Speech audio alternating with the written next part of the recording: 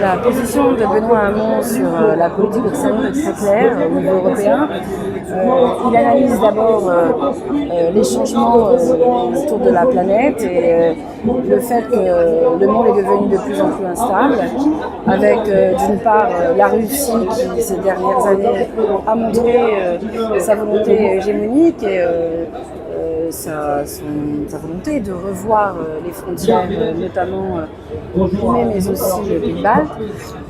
Et puis récemment les élections aux États-Unis qui ont laissé place à un président américain qui n'a peut-être plus l'intention de participer, en tout cas financièrement, à l'OTAN comme ce fut le cas par le passé. Et puis bien sûr la crise au Moyen-Orient.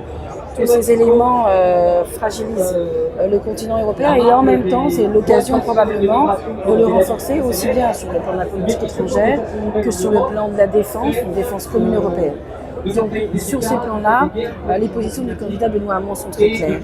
Quant à la Turquie, vous le savez, ce fut à l'occasion de l'arrivée des demandeurs d'asile que les choses se sont dégradées, notamment parce que beaucoup de pays au sein de l'Union européenne ont refusé d'accueillir les migrants comme ça avait été prévu par la Commission européenne et voté par le Parlement, mais ce sont les États qui ont bloqué l'accueil des demandeurs d'asile.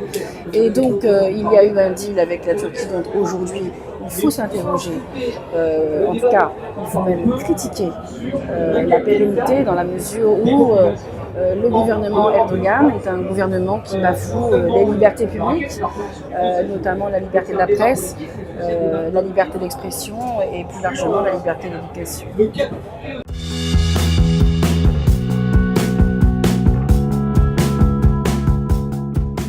La question fiscale est une priorité dans le programme de Benoît Hamon. D'abord parce qu'il n'y a pas de fiscalité acceptée si la fiscalité est injuste. Or aujourd'hui la fiscalité est injuste.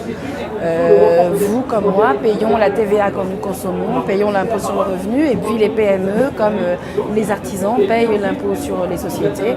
En revanche, les grosses multinationales, elles, à l'image d'Apple en Irlande, peuvent bénéficier de rescrits fiscaux. Alors Apple, c'est 0,005% d'impôts, donc rien pour l'entreprise qui fait probablement le plus de bénéfices sur la planète. Et donc cette question de la fiscalité des multinationales est au niveau européen parce qu'il n'y a pas de fiscalité efficace sur les multinationales si elle ne se situe pas au niveau européen. Donc c'est une priorité à laquelle moi-même je m'astreins, puisqu'en tant que membre de la commission des budgets, nous travaillons sur les ressources propres. Et vous savez que le budget de l'Union c'est tout petit, c'est 1% du PIB.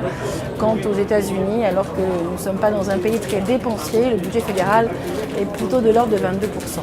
Donc c'est vraiment une priorité pour le candidat Benoît Hamon.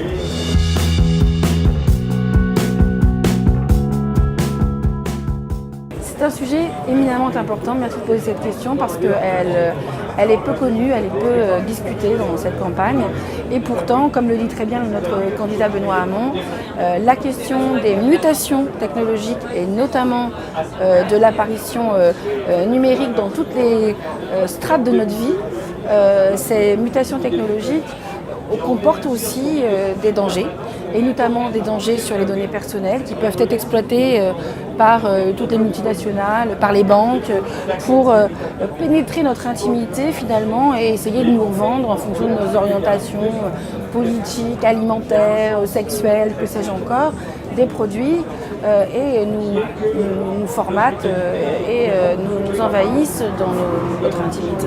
Et donc cette question, alors, nous avons au Parlement européen voté un début de solution, c'est la directive pour la protection des données personnelles. Malheureusement, le Conseil a bloqué le vote de cette directive. Et d'ailleurs, nous étions en totale incompréhension quand au moment des attentats, les États membres ont accusé le Parlement, et notamment la gauche, de ne pas vouloir voter le fameux PNR, vous savez, sur les données dans l'aviation, alors que nous étions tout à fait prêts à voter le PNR, mais comme le PNR mettait en question les données personnelles, nous disions qu'il faut parallèlement au vote sur le PNR voter sur la directive des données personnelles. on s'est fait accuser quasi de complices des terroristes ou que sais-je encore. Ce fut un scandale et je crois vraiment qu'il faut que nous nous attaquions à cette question de la liberté publique à l'aune des révolutions technologiques qui nous attendent.